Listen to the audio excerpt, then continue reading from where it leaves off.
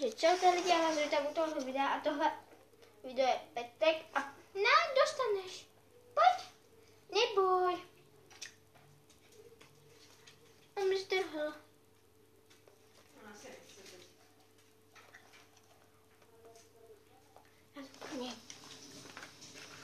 Pojď, dostaneš. Pojď. Neboj, svítilko.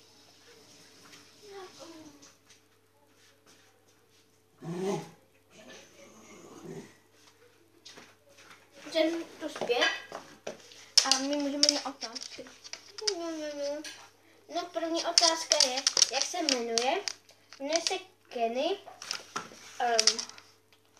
Druhá otázka je, kolik má let, má 13, už je starý. Chudák, malej, starý. Druhá otázka, třetí otázka je, jak dlouho chodíte k veterinářovi? Chodíme jednou měsíčně a moc se mu tam nechce chodit, že? Čtvrtá otázka, máš ho ráda? Ano, mám ho moc ráda, je to můj miláček.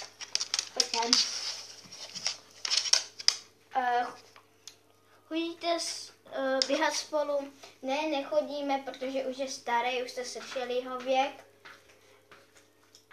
Šestá otázka. Je línej? Ano, je, až moc je línej.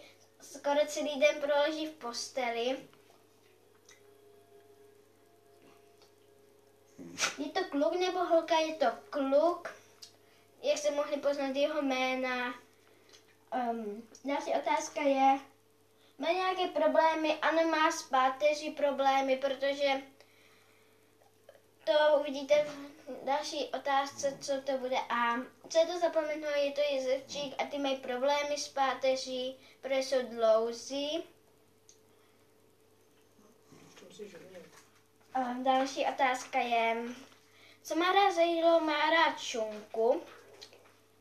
Strašně má rád, že? A piškoty má taky rád.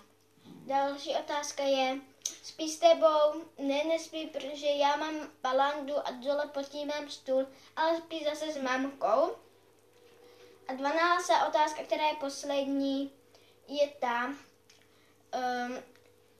dívá se s tebou na filmy? Ano, vždycky, když se dívám s mamkou, tak on vždycky za námi přijde a dívá se s námi.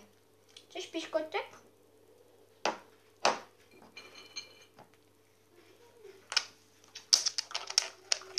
A já vám teď dám záběry, co dělá. Takže už můžeš, kdybych chtěl. A já vám teď dám záběry.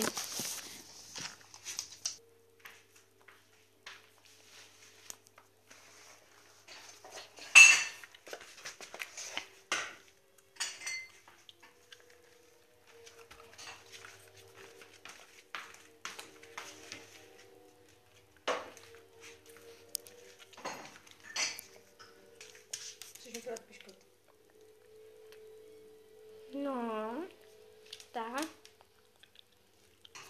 A já se s vámi pro toto video loučím a čau.